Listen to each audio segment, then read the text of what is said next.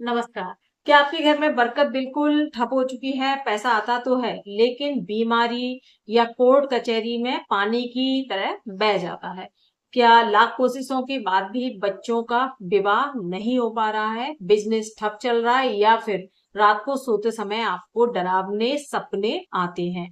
अगर इनमें से एक भी लक्षण आपके घर में है तो समझ जाइए, यह कोई साधारण समस्या नहीं बल्कि आपकी कुंडली और आपके घर का सबसे भयंकर पितृ दोष हो सकता है। जब पितृ नाराज होते हैं तो देवताओं के आशीर्वाद भी काम करना बंद कर देते हैं। बने बनाए काम आखिरी मोड़ पर आकर बिगड़ जाते हैं और पूरा परिवार सिर्फ मानसिक तनाव में जीता है। तो नमस्कार दोस्तों, स्वागत है आपका हमारे चैनल पर। और अक्सर लोग क्या करते हैं, पितृ दोष के नाम पर महंगे महंगे उपाय और पूजा पाठ बताते हैं, जिन्हें कर पाना हर किसी के बस की बात नहीं होती है।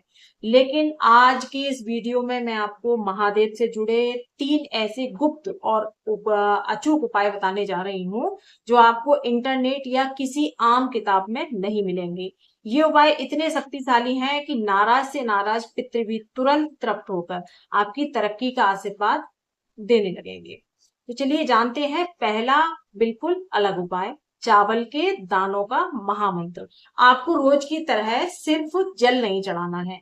शिव पुराण के अनुसार सोमवार के दिन एक मुट्ठी साबुत चावल, जो कहीं से भी टूटे हुए ना हो, उनको ले लीजिए और महादेव के मंदिर में जाइए। तो सबसे पहले तो आपको क्या करना है, अपनी मनोकामना कहनी है और फिर स्वधा स्वधा स्वधा इस शब्द का 3 बार आपको उच्चारण करना है और शिवलिंग पर चावल को अर्पित कर देना है।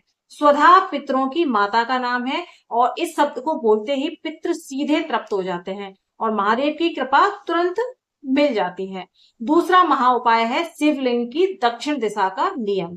तो जब भी आप महादेव के मंदिर में जाएं तो जल चढ़ाते समय हमेशा उत्तर दिशा की तरफ मुंह करके आपको खड़े होना है।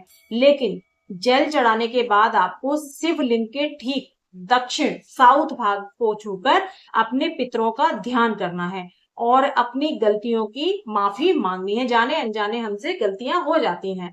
तो दक्षिण दिशा पितरों की मानी जाती है और शिवलिंग का दक्षिण हिस्सा साक्षात यम और पितृ शक्तियों को नियंत्रित करता है।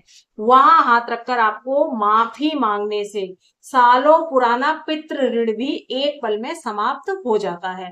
तीसरा और सबसे गुप्त उपाय है जलहरी का चमत्कारी जल।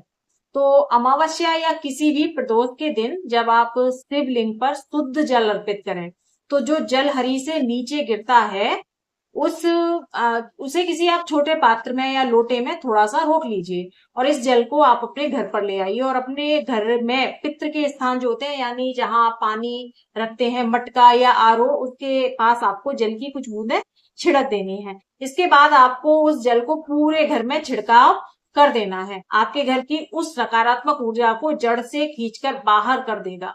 तो आपके पितरों को कष्ट दे रही है वो सारी आपकी जो है नकारात्मक ऊर्जा समाप्त हो जाएगी। तो महादेव तो जो है कालों के काल हैं और उनके सामने बड़ी सी बड़ी बाधा भी नहीं टिक सकती है। तो पूरी श्रद्धा के साथ आप इनमें से कोई भी एक उपाय इसी हफ्ते से शुरू करके देखिए, आपके घर की दशा और दिशा दोनों ही बदल जाएगी। अगर आपको यह अनोखी जानकारी पसंद आई हो तो इस वीडियो को अपनों के साथ शेयर जरूर करें, क्योंकि उनके घर भी जो संकट होंगे वो भी दूर होंगे। और चैनल को सब्सक्राइब करना बिल्कुल ना भूलें। हर हर महादेव।